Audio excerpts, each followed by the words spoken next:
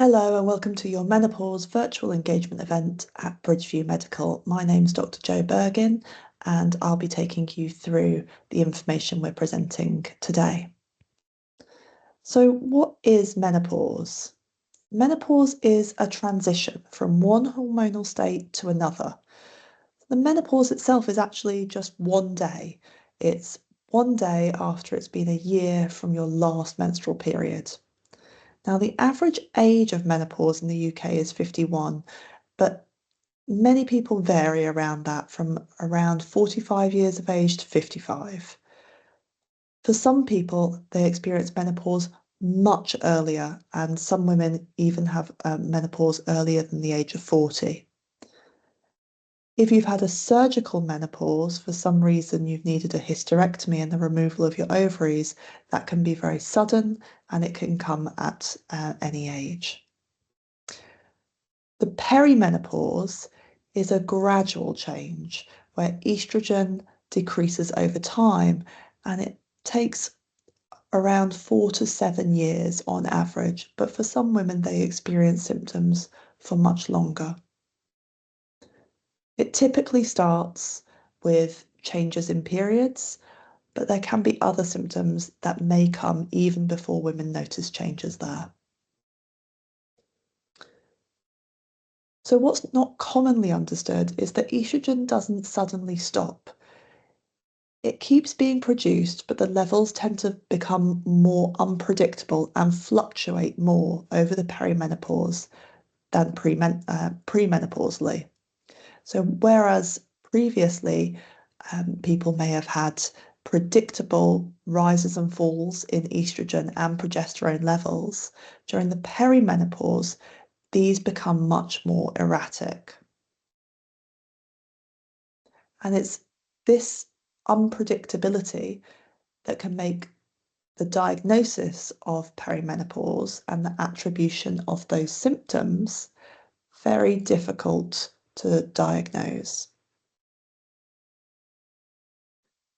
So there are lots of estrogen receptors all over the body, including in the brain, skin, bones, heart, and genital organs.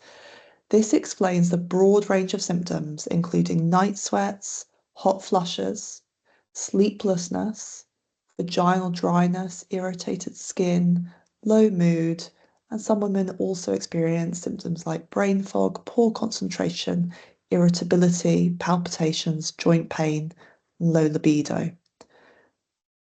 Of course, changes to the periods can happen around this time as well, and women won't necessarily see that their periods suddenly stop or they start skipping periods. It may be that their periods are longer, shorter, that the gap between them is more irregular. They may be a lot heavier. And there are some long-term risks to think about with lower estrogen levels over time.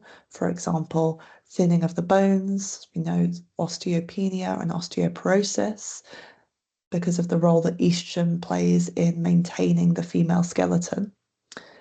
And also there may be a bit of more vulnerability to heart disease and stroke because estrogen plays a protective role against the development of cardiovascular disease.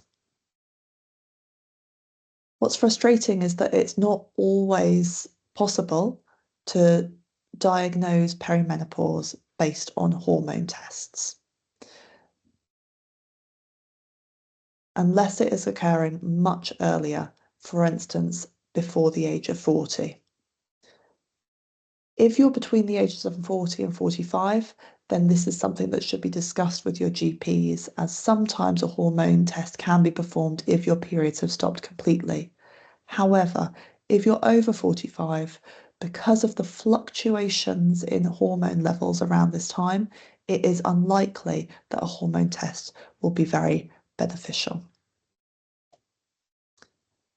So what can we do to help support ourselves through the menopause transition?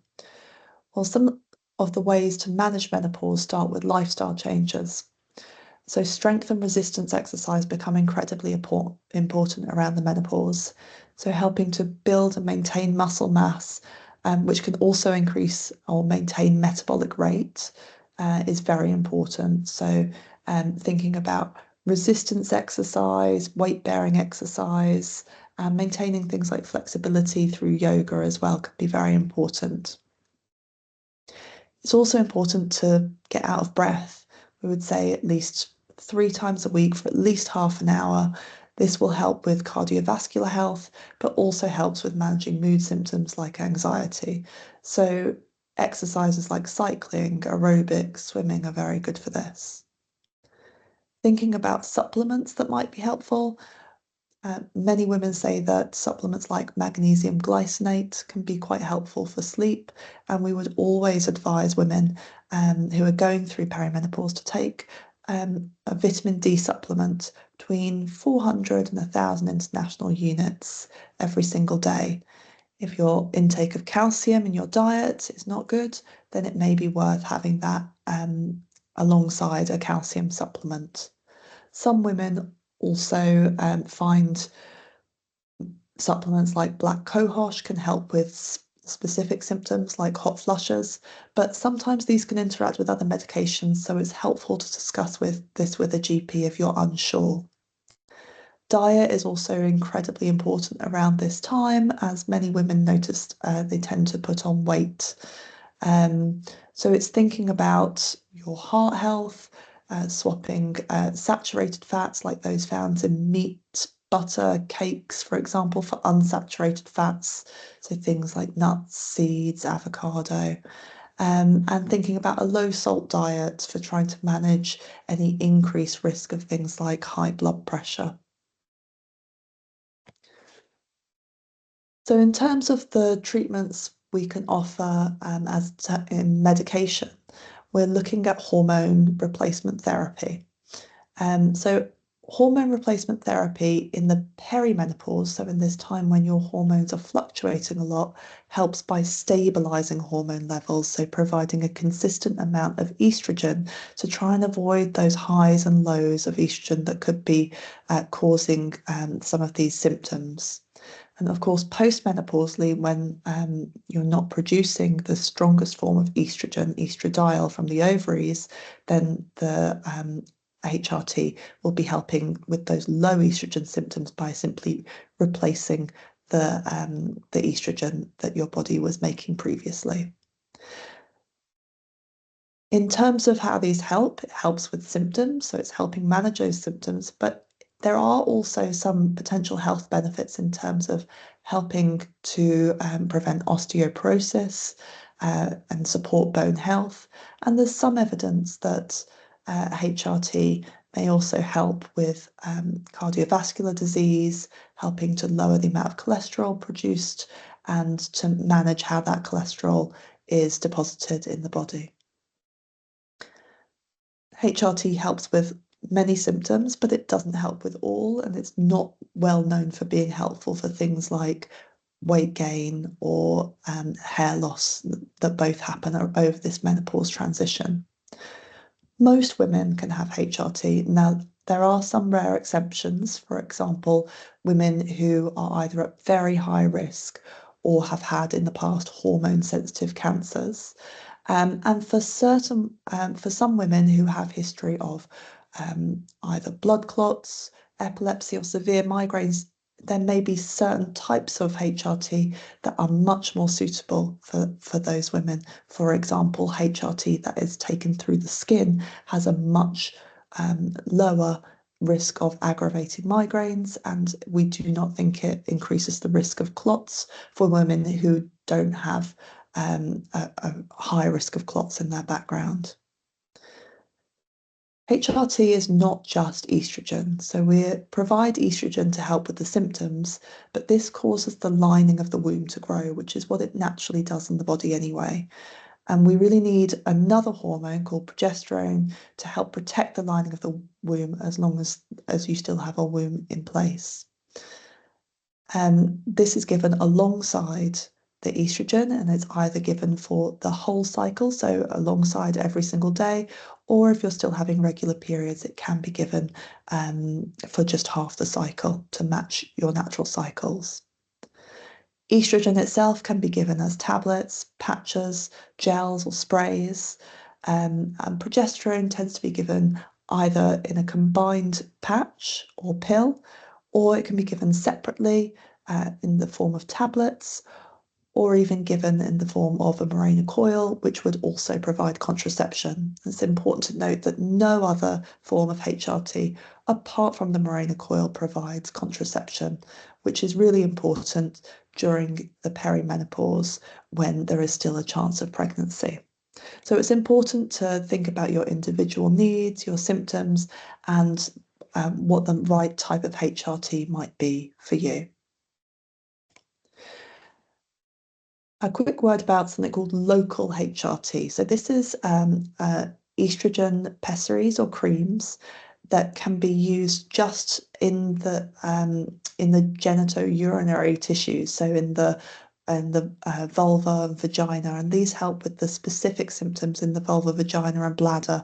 So the increased need to go to the toilet more often, vaginal dryness, which might be causing pain during sex, or even itching and discomfort in the vulva itself.